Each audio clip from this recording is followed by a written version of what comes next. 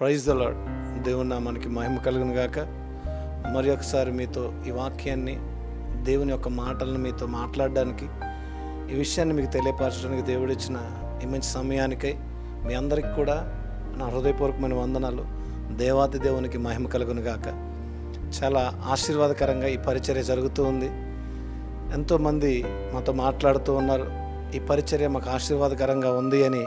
చాలామంది సోదరిమణులు చాలామంది మాకు ఫోన్ చేస్తూ ఉన్నారు, మమ్మల్ని కాంటాక్ట్ అవుతూ ఉన్నారు. దేవుని చిత్తం అయితే మీ అందరినీ కలవడానికి, దేవుని ఉద్దేశంలో ఉంటే ఖచ్చితంగా మిమ్మల్ని మీట్ అవుతాను. ఈ పరిచర్యను షేర్ చేయండి, అందరికీ తెలియపరచండి. ఎవరి కాలంలో దేవుని చేతిలో వాడబడడం నరునికి మేలు, ఆశీర్వాదకరం. మీరు మాతో జాయిన్ అవ్వండి, వీలుంటే ఖచ్చితంగా కలిసి పని చేద్దాం దేవుని పనిని. ఎంతో ఆసక్తిగా ఎదురు చూస్తున్న దేవుని పరిచర్యలోని వాక్య భాగం ఏంటంటే, ఇక్కడ శాపగ్రస్తుడు ఎవరు శాపగ్రస్తులు అవుతారు, శాపాన్ని ఎవరు అనుభవిస్తారు?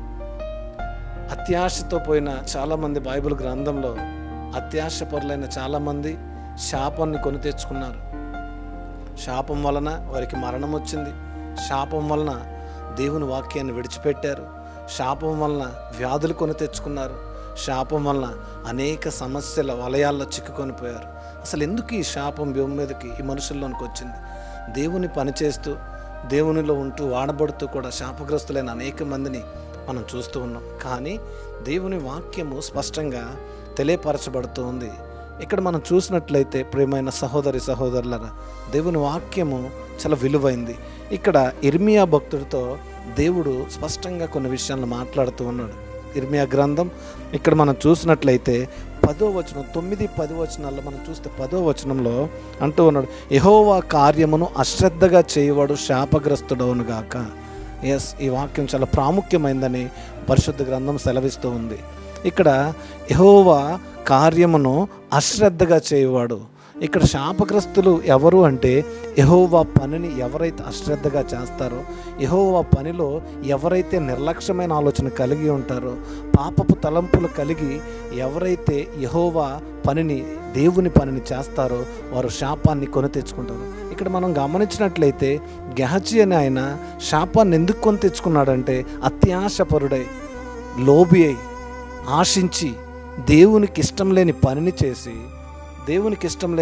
చేసి అప్పుడు ఆయన శాపాన్ని కొని తెచ్చుకున్నాడు. చాలామంది మీరు గమనించండి, ఏదో సాధించేద్దాం లోకానుసారంగా అని ప్రయాసపడుతూ అనేక జబ్బులను కొని తెచ్చుకునే అనేక మందిని మనం చూస్తూ ఉన్నాం. వారు ఒంటికి మించిన శ్రమ చేస్తూ ఉంటారు, చేయకూడని పనులు చేస్తూ ఉంటారు. దానివలన వారికి తొందరగా శరీరంలోనికి రోగములు అనుమతిస్తాయి, దాంతోపాటు మరణం అనుమతిస్తూ ఉంది. ఈరోజున మీరు గమనించండి, శాపగ్రస్తుడిగా దేవునిలో మారకూడదు, శాపాన్ని అనుభవించకూడదు. ఎందుకంటే మీరు గమనించండి ప్రియమైన దేవుని సంగమా, అక్కడ యోబు గ్రంథంలో మీరు చూసినట్లయితే సాతాను మీద దేవుడు ఆ యొక్క నీతి కలిగిన దేవుని సేవకుని పైన యుద్ధము చేయడానికి ఆ దేవుని సేవకుడిని సాతాను ఓడించలేడు అనడానికి రుజువుపరిచిన అంశాన్ని మనం చూస్తూ ఉన్నాం. అనేక శ్రమలు కొని తీసుకొచ్చాడు, అనేకమైన రోగాన్ని అనుమతించాడు, అందరూ చిత్కారానికి గురయ్యాడు. భయంకరమైన సిచ్యువేషన్లో ఉన్న యోబు అక్కడ అంటూ ఉన్నాడు, నా స్థితి దేవునికి మహిమ కలుగును గాక. ఈ స్థితి దేవునికి మహిమ కలగాలి. నువ్వు సమస్యల్లో ఉన్నావా, నువ్వు వెరుకుల్లో ఉన్నావా, నువ్వు ఇబ్బందుల్లో ఉన్నావా, నువ్వు కష్టంలో ఉన్నావా, నువ్వు శ్రమల్లో కృంగిపోతూ ఉన్నావా, నువ్వు ప్రతిదినము దుఃఖం వస్తుందా, శ్రద్ధగా ఆయన పని చేయి, ఖచ్చితంగా నువ్వు ఆశీర్వదించబడతావు. శ్రద్ధగా ఆయన్ని నమ్ముకొని ముందుకు వెళ్ళి విశ్వాసంలో. ఇక్కడ అంటూ ఉన్నాడు, శాపం ఎవరికి వచ్చింది అంటే, దేవుని పేరు చెప్పి నిర్లక్ష్యమైన ఆలోచన కలిగి దేవుని మాటను వెతకుండా పాపపు పనులతో నువ్వు ఎప్పుడైతే ముందుకు వెళతావో ఖచ్చితంగా నువ్వు శాపాన్ని కొని తెచ్చుకోవడమే కాక నీ కుటుంబం కూడా శాపగ్రస్తులుగా మారిపోతూ ఉంది. మీరు చూస్తే ఏలీ భక్తుడు చాలా విలువైన సమయాన్ని దేవుని కేటాయించాడు, చాలా విలువ కలిగిన వర్తమానాలు అనేక మంది ప్రజలకు చేరవేశాడు. కానీ తన పిల్లలను పెంచే విషయంలో అజాగ్రత్త పడ్డాడు. తన పిల్లలను పెంచే విషయంలో దేవునికి ఇష్టంగా పెంచలేదు. వారు పాపంలోనికి వెళ్ళిపోయారు, వారు పాపగ్రస్తులుగా మారిపోయారు. దేవుని సేవను అశ్రద్ధగా చేశారు, దేవుని సేవను నిర్లక్ష్యం చేశారు, దేవుని యొక్క మాటలను తప్పు మాటలుగా చిత్రీకరించారు. అక్కడున్న వారితో అనేకమైన చేయకూడని వారి యొక్క అనేకమైన చెడ్డ పనులు ఎలా చేశారు. ఆ దేవుడు చూస్తూ ఉంటాడు. ఎందుకంటే నీ దేవుడు చూచే దేవుడు అని వాక్యం అంటూ ఉంది. నీ దేవుడు నీతో నడిచే దేవుడు అని వాక్యం అంటుంది. దేవుడు చూచాడు, శాపాన్ని వారి పైకి తీసుకొచ్చాడు. ఆ శాపం వారికి మరణంగా మార్చబడింది. ఒక్కడే కాదు, దేవుని సేవకుడుకును కూడా మరణముననికి అప్పచెప్పింది. మీరు గమనించండి, దేవుని వాక్యం అంటూ ఉంది, నీవు అశ్రద్ధగా దేవుని పని చేయదు, శ్రద్ధగా చేయి. ఎప్పుడైతే నువ్వు శ్రద్ధగా చేస్తావో ఆ వాక్యం కూడా చెప్తుంది, శ్రద్ధగా పని చేయువాడు ఏలుబడి చేయుదురు. సామెతల గ్రంథం 12:24లో శ్రద్ధగా చేయువాడు, శ్రద్ధగా దేవుని పని చేయువాడు ఏలుబడి చేదురు ఈ భూమి మీద. మీరు గమనించండి, అశ్రద్ధగా చేయువాడికి శాపం ఎలాగొచ్చిందో, శ్రద్ధగా దేవుని పని చేసేవాడికంట ఈ ప్రపంచాన్ని స్వతంత్రించుకొని ఈ భూమి మీద ఏలుబడి చేసే ఆశీర్వాదాన్ని పొందుకుంటాడని సామెతల గ్రంథంలో దేవుని వాక్యం మాట్లాడుతూ ఉంది. నిజంగా మీరు ఈ రోజున శ్రద్ధగా పనిచేస్తారో అశ్రద్ధగా పనిచేస్తారో ఈ వాక్యం ద్వారా దేవుడు మీతో మాట్లాడుతూ ఉన్నాడు. ఈరోజు నీకే ఒక సవాలుగా ఈ వాక్యం మారిందనుకుంటూ ఉన్నాను. ఎందుకంటే శ్రద్ధగా చేస్తే ఆశీర్వాదం, అశ్రద్ధగా చేస్తే శాపం. దేవుని పనిలో నీ దేవుడు నీతిమంతుడు, నీ దేవుడు పరిశుద్ధుడు, నీ దేవుడు ఉన్నతమైన వాడు, నీ దేవుడు పరలోక రాజ్యంలో నిత్యము దేవదూతలతో కొనియాడబడుతున్న మహోన్నతుడైన దేవుడు.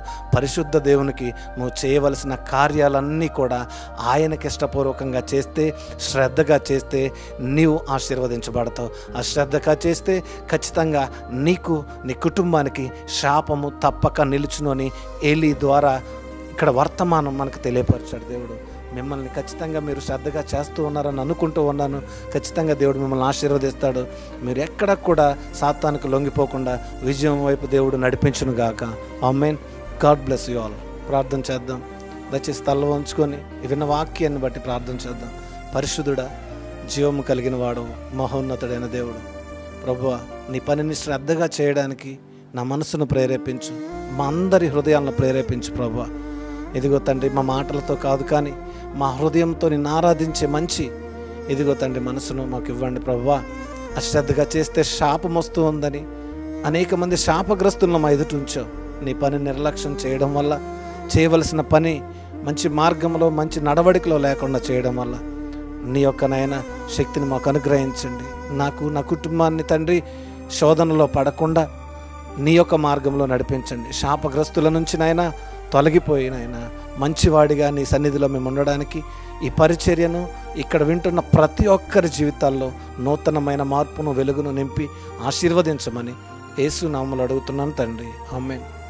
తప్పకుండా ఈ యొక్క పరిచర్యను అనేక మందికి చేరవేయండి.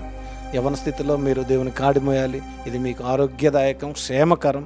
God bless you all. మరి ఒక వీడియోలో మళ్ళీ కలుసుకుందాం. ఆమేన్.